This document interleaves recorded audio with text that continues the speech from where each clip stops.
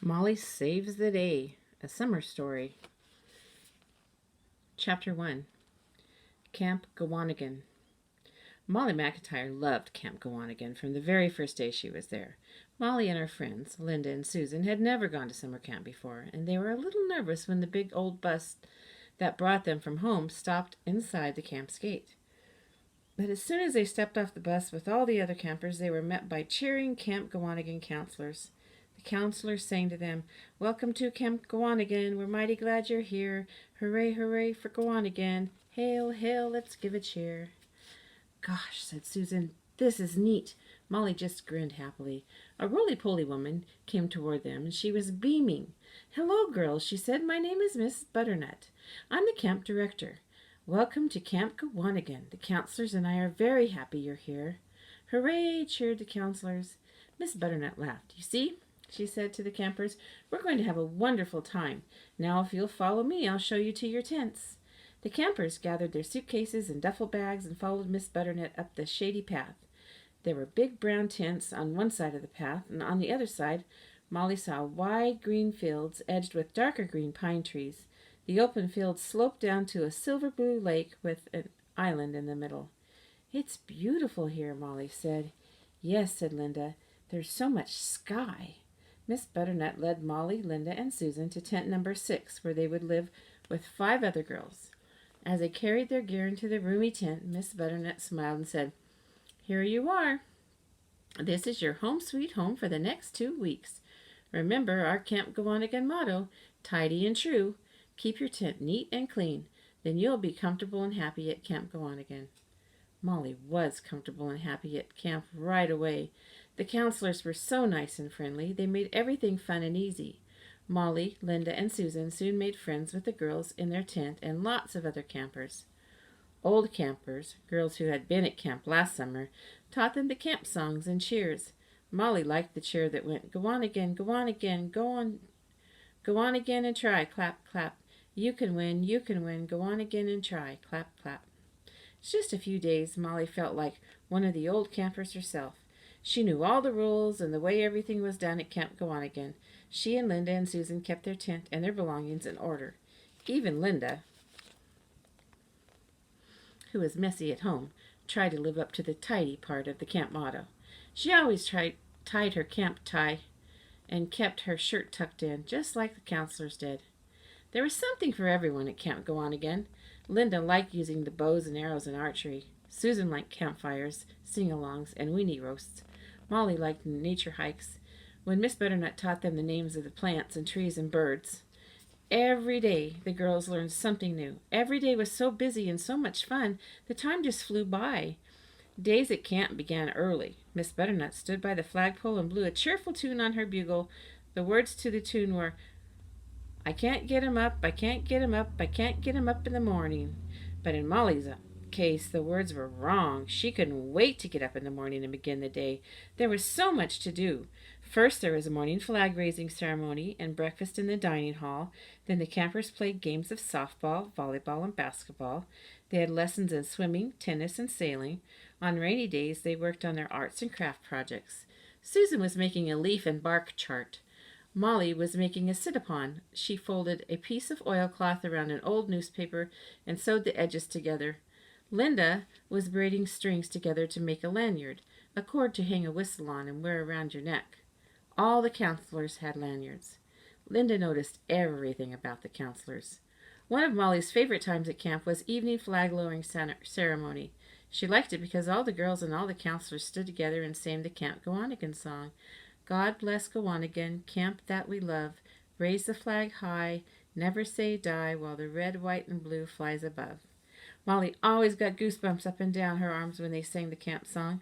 Standing shoulder to shoulder with all the other campers made her feel proud. She did love Camp Gawanigan.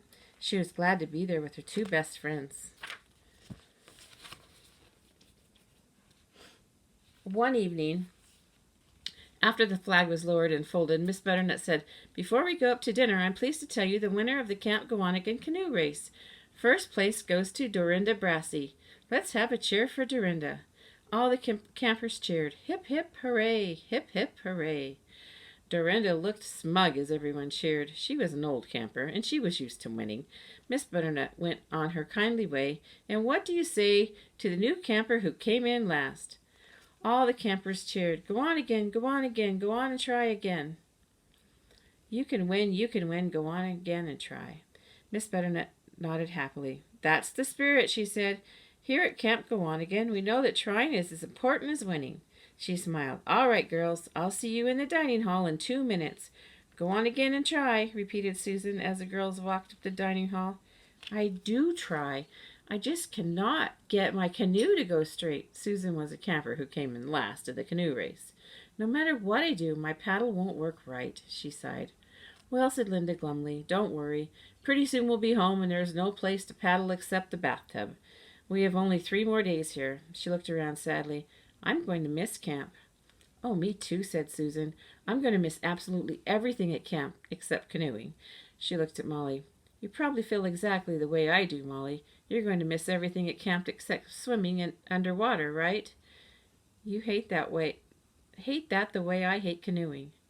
Molly didn't say anything. She was a little embarrassed. She wished Susan wouldn't compare her poor canoeing with Molly's swimming. I don't hate swimming, Molly said a little crossly. I just don't like being under water. But you don't have to blab it all over the place. I'm not blabbing it, said Susan. Everybody in the whole camp knows you won't jump in the water or even get your head wet. We all saw you fall off the dock and almost drown that time. Yeah, said Linda. We saw the counselors save your life. Remember how they jumped right in and pulled you out? Molly certainly did not remember, Molly certainly did remember. She would never forget that day she slipped off the dock and fell into the deep water. The dark, dense green water closed over her head. She couldn't see or breathe or move. Though she was only under the water for a few seconds, it seemed like a long, long time to Molly. After the counselor pulled her out, Miss Butternut sat next to her, holding her wet bathing cap until Molly caught her breath. Don't you worry, Miss Butternut said. You'll swim underwater when you're good and ready. But camp was almost over, and Molly was no closer to swimming underwater than ever. Look at it this way, Susan said cheerfully as they sat at their table in the dining hall.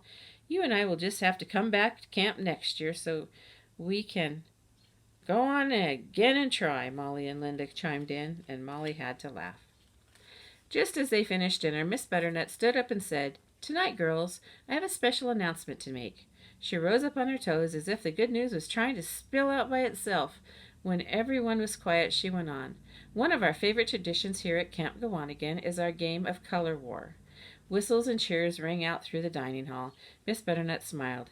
I can see the old campers remember how much fun Color War is. I know the new campers will love it, too. Now, when we play Color War, the whole camp is divided into 2 teams, the Reds and the Blues. The teams' lists are on the doors. You may see which team you're on as you leave. Everyone quickly swung around to look at the doors, as if something as exciting as the lists might shoot off sparks. But the doors looked as quiet as usual. Tomorrow morning, said Miss Butternut, the red team will parade canoes across the narrow part of the lake to Chocolate Drop Island.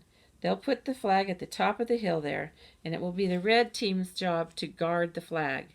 The blue team will have its headquarters here at camp, at the boathouse. They'll try to figure out a way to capture the flag from the Reds. The team that has the flag at sundown wins the game. But Miss Butternut went on. When the Blues try to capture the flag, they have to be very fast and very smart, or the red team will catch them and put them in prison. Prisoners can be freed only if someone from their own team tags them without being caught by the prison guard. Miss Butternut's eyes twinkled. One last thing, she said. The counselors and I will be watching you to be sure everyone is safe, but we'll be well hidden so you probably won't see us.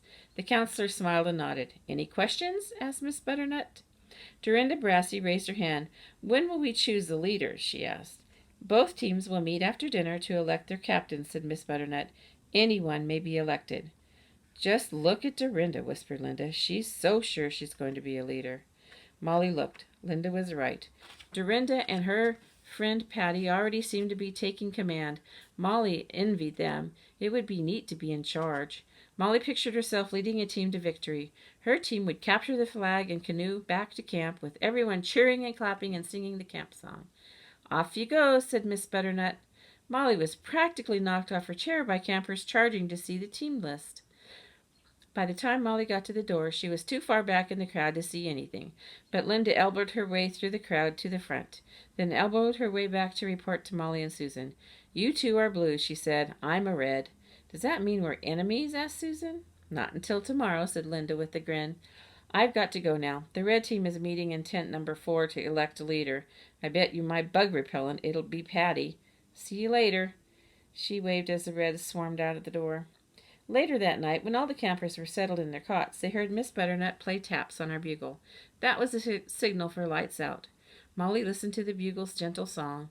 All the girls in the tent sang softly, "Day is done, gone the sun, from the lake, from the hills, from the sky. All is well, safely rest, God is nigh." Usually, Molly drifted off to sleep peacefully, wondering what wonderful new activity the next day would bring. But tonight she was too wound up. She turned on her flashlight, rolled over on her side, and whispered to Linda and Susan, "Are you asleep?" "Nope," said Susan. "Neither am I," said Linda. "What's the matter?" "I've been thinking," said Molly. "I'm not sure I like the idea of color war." "Me either," said Susan. "How come?" asked Linda. She flopped over on her stomach and propped her chin on her pillow. "Well, in the first place, how do we know what to do?" asked Molly. "I've never been in a color war before." "Listen," said Linda. "Isn't little Miss First Place Dorinda the captain of your team? You can bet she'll tell you and all the rest of the blues exactly what to do." "That's just it," said Molly. "The game sounded like fun when Miss Butternut explained it at dinner. But you should have seen Dorinda at our team's meeting. As soon as she was chosen captain, she started calling us the Blue Army, and she was so serious. She acted like the general of a real army." "Molly's right," Susan agreed. "Dorinda's awfully bossy." "Yeah," said Molly. "And what if she tells me to do something terrible, like dive in over your head and swim underwater?" Linda finished for her. "If Dorinda tells you to dive, tell her to go jump in the lake. Get it?" "It's not a joke, Linda," said Molly. "Dorinda's in charge now. I have to do what she says." "Yes," said Susan. "You're in Dorinda's army now. We have to follow her orders. Everything is different." "I liked the way camp was before," said Molly. "I don't see why we have to mess everything up and go capturing flags. Especially in canoes," said Susan. Linda shook her head. "It's just a game. It's supposed to be fun, not something to worry about. I mean, if we're going off to a real war or something, then I could see being worried and scared." Molly nodded. "My dad told us he was scared before he went away to war," she said.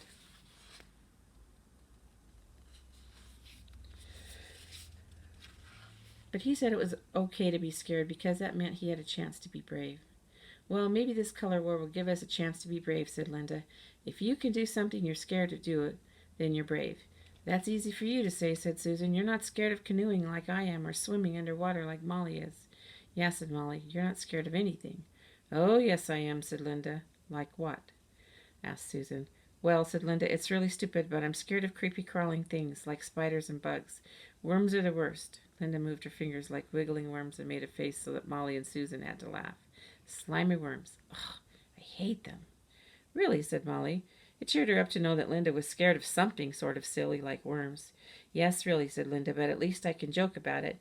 You don't see me lying awake at night worrying about it. So don't you two worry about Dorinda or canoes or swimming underwater. Don't take this color war so seriously. It won't last forever, right?" "Right," said Molly and Susan. "Okay," said Linda. She rolled over and pulled her blankets up to her chin. "Go to sleep, and that's an order." "Yes, sir," giggled Susan. She rolled over and closed her eyes. Molly turned off her flashlight and closed her eyes, but she didn't follow the order. She didn't fall asleep for a long, long time. Linda wasn't worried about the color war, but Molly still was. Maybe the color war would be her big chance to be brave, but she wondered if she really wanted that chance.